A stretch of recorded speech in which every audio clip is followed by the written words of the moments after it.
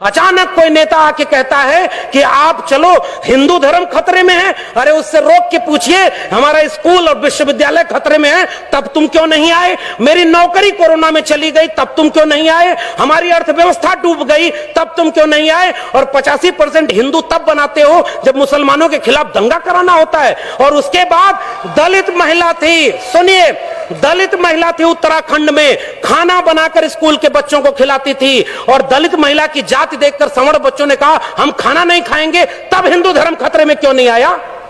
यह मेरा सवाल है। उस महिला की जाति देखते हो क्योंकि वो दलित है इसलिए हम खाएंगे नहीं? पूछिए उन लोगों से 2 अप्रैल के भारत बंद के दिन वो लोग कहां थे जो केंद्र से लेकर के राज्य में सत्ता में बैठे थे और दलित सीटों पर चुन करके गए थे? पूछिए उन लोगों से 13 पॉइंट रोस्टर आया तो वो कहां थे? पूछिए उन लोगों से नई शिक्षा नीति के नाम पर जब सब बेचा जा रहा है और आज आप कह रहे हो पाकिस्तान कब्रिस्तान। इस देश में हिंदू मुस्लिम की आग तब लगाई जाएगी जब दलित पिछड़े आदिवासी बच्चे अपनी शिक्षा, रोजगार और स्वास्थ्य की बात करेंगे। आज इस देश में एक दलित को राष्ट्रपति बना दिया गया और हाथरस में बेटी को पेट्रोल डाल के जला दिया, तब उस राष्ट्रपति की क्यों जबान खुली? यह सच पूछना जरूरी है। और आपने मुझे आमंत्रित करने का जोखिम लिया था, मैं अपना काम करके जा रहा हूं।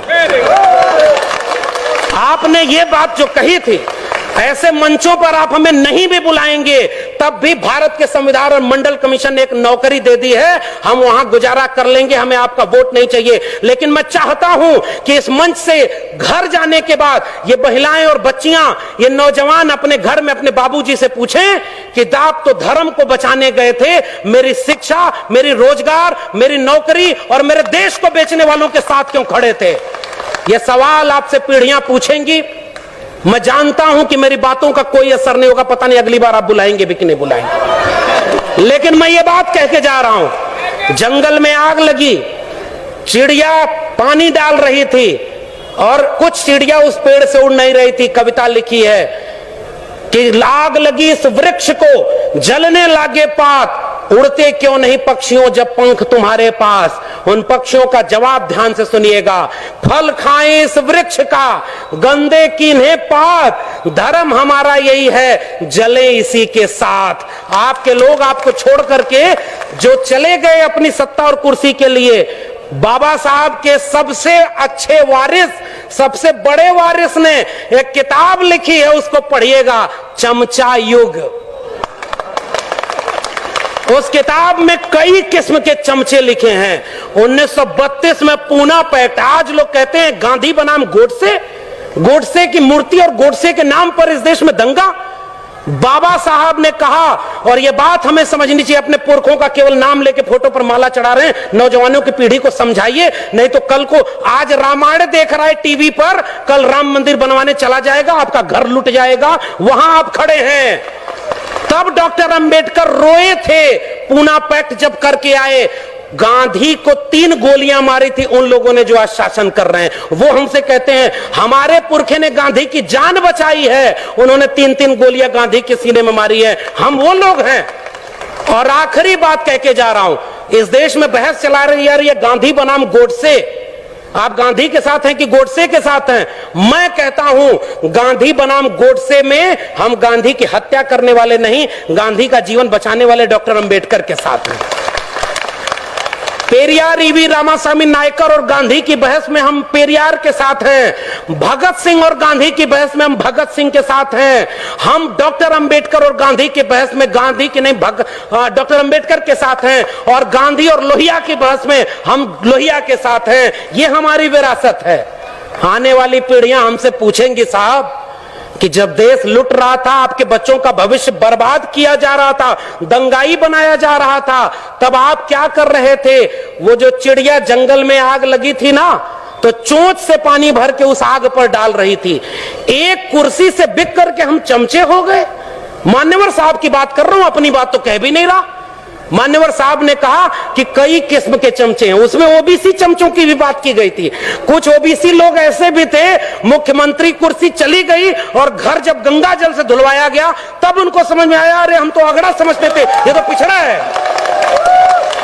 हमें तो सबका सच कहना है ना। एक हाथ में जय भीम, जय मंडल और दूसरे हाथ में परशुराम की कटार, ये कभी नहीं चलेगा, वरना पीढ़ियां आपको माफ नहीं करेंगी।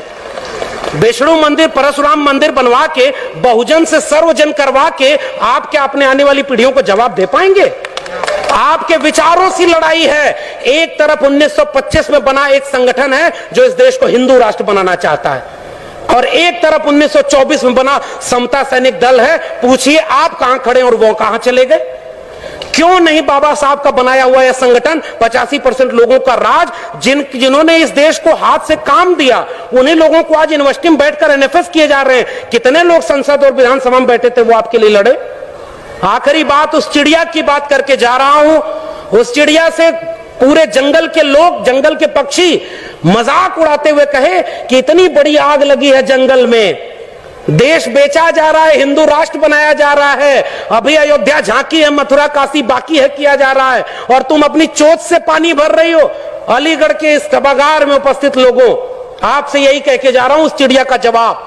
उसने कहा था कि मुझे पता है कि मेरी चोंच की एक बूंद पानी से ये जंगल की आग नहीं बुझेगी, लेकिन जब इस देश में, इस देश की आग का, इस जंगल की आग का हिसाब मांगा जाएगा कि जब आरक्षण खत्म कर दिया गया, जब निजीकरण के हाथों, अंबानी अडानी के हाथों पूरा देश बेच दिया गया, नई शिक्षा नीति में शिक्षा बेच दी, प्राइवेटाइजेशन में रोजगार बेच दिया, कोरोना में आपकी जान बेच दी, हिंदू हिंदू करके नफरत फैलाया गया, उस देश में पसमानदा तबके के लोगों से पूछिए, इस देश में नाई, जुलाहा, मोची, मल्ला जो पसमानदा बन के मुसलमान हुए, 300 लोग लिंचिंग में मारे गए, 300 में एक भी अपर कास्ट मुस्लिम नहीं है।